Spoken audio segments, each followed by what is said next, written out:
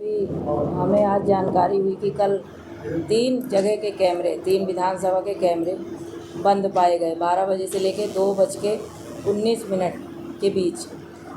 तो मैं ये पूछना चाहती हूँ जिला प्रशासन से, जिला निर्वाचन अधिकारी हैं जो यहाँ के माननीय कलेक्टर महोदया, कि ये सब हर बार ये कांग्रेस के लोगों के साथ क्यों खिलवाड़ होता है और ऐसा क्यों हो रहा है कि जहाँ जहाँ मुझे ऐसा अनुमान है कि मुझे जहाँ वोट ज़्यादा मिले हैं 3 विधानसभा सिरमौर, सिमरिया और त्योथर, वहीं का कैमरा क्यों बंद हुआ। ये ऐसा इत्तेफाक तो नहीं हो सकता कि 3 जगह का ही कैमरा बंद हो जाए। और भी विधानसभा हैं, 8 विधानसभा हैं, लेकिन 3 जगह का ही कैमरा बंद पाया गया। और उसके बाद जब हम लोगों ने जानकारी चाहिए तो हम लोग को सही जानकारी भी नहीं दी गई। ये गोड़ करे कोई हैं, उनसे फिर हम लोगों ने कहा तो उन्होंने इसकी जांच करवाई और फिर कैमरे सही करवाए, लेकिन सही उन्होंने भी जानकारी पूरी नहीं दी कि किस वजह से कैमरे बंद हो गए थे। हमारे जो लोग वहाँ लगे हुए हैं उन्होंने हमें ये जानकारी दी फ़ोन पर कि यहाँ पर कैमरे बंद है 2 घंटे से। और फिर जब हम लोगों ने अपने लोगों को भेजा वहाँ, और भी जो हमारे हैं एजेंट वगैरह सब गए वहाँ, तब पता चला कि 2 घंटे से कैमरे बंद हैं। तो मैं ये पूछना चाह रही हूँ कि भाई ऐसा हर बार क्यों हो रहा है। और अगर भाजपा के लोग इतने विकासवादी हैं और इतना उन्होंने काम किया है तो उन्हें किस बात का डर सता रहा है। भाई 2-3 दिन बचे हैं परिणाम आने में, तो 2-3 दिन का इंतज़ार कर लें। और पिछले विधानसभा में भी आपने देखा होगा कि एक कोई क्या नाम, अखिलेश नाम का कोई व्यक्ति है रीवा का, वो उस बार भी गड़बड़ कर रहा था कुछ, फिर उसको हम लोगों ने कहा, तब फिर किसी तरह उसको बाहर निकलवाया।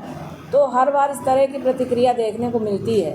और विधानसभा चुनाव आप लोगों से छुपा नहीं है कि किस तरह से सिमरिया विधानसभा के साथ ऐसा जो बर्ताव किया गया था, प्रमाण पत्र न देना, यहाँ तक कि कलेक्टर महोदया का भी ये कहना कि केपी त्रिपाठी जी को किसी तरह से जिता दो।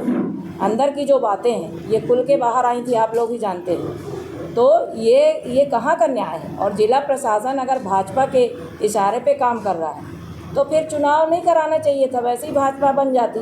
और अगर इस बार मोदी सरकार आई तो वैसे ही चुनाव नहीं होगा, आप सब भी जानते हैं। लेकिन भाई इस बार जो लड़ाई लड़ी गई है तो उसमें जो भी है तो सही और गलत में न्याय मिलना चाहिए। मेरा ऐसा मानना है कि हम सबको न्याय मिलना चाहिए। और जो भी जनता ने अगर हमें वोट दिया है तो वो सामने आएगा।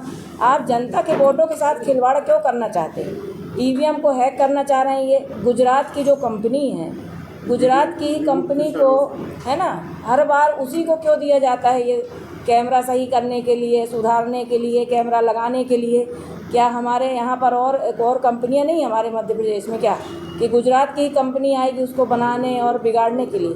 क्योंकि ये उसके इशारे पे ईवीएम को हैक करना चाह रहे हैं। 3 विधानसभा की जो ईवीएम है उसको ये हैक करना चाह रहे हैं सैटेलाइट के जरिए।